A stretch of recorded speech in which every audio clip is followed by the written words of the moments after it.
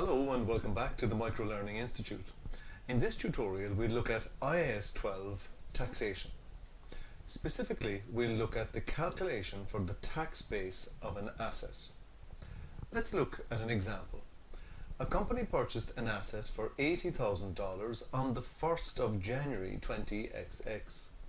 It has a useful life of 7 years with an expected residual value of $10,000. This asset is depreciated 40% reducing balance for tax purposes. The current and future tax rate is 30%. And the question here is, what will the tax base of the asset and the deferred tax liability be at the 31st of December 20XX?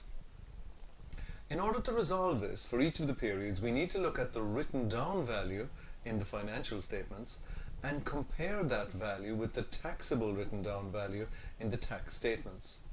If there is a timing difference, then that's a basis for recognizing a deferred tax asset or liability.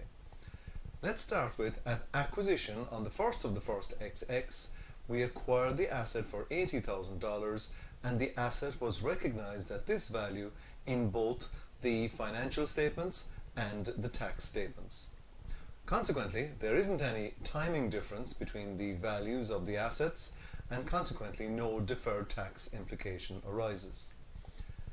In the year ended the 31st of December 20XX, the asset in the financial statements is depreciated by $10,000. Of course, that is the $80,000 cost less the $10,000 residual value, which is $70,000 to depreciate over its useful economic life of 7 years. So that's $10,000 per annum.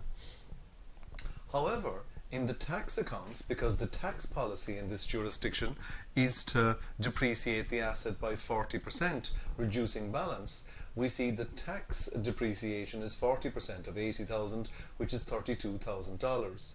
So consequently, at year end in the financial statements, the asset is carried at $70,000, that's 80 minus 10, whereas in the tax statements the asset is carried at only $48,000, that of course being the $80,000 at which it was acquired, less the $32,000 of taxable depreciation. So consequently, at the 31st of the 12th XX, there is a timing difference of $32,000, that being the difference between the $70,000 recognized in the financial statements and the $48,000 recognized in the tax accounts. So consequently, we need to recognize deferred tax at the rate of tax. Okay, so 30% is the tax rate, and 30% of $32,000 is $6,600. Now the question remains, is this a deferred tax asset or liability? Now we can see that the written down value in the financial statements is $70,000, whereas the tax accounts in future periods only allow $48,000 tax credits against this expense of $70,000.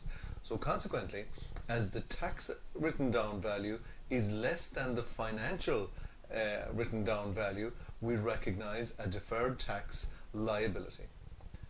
Thank you very much for looking at this short example of the recognition of a deferred tax liability under IAS 12 tax.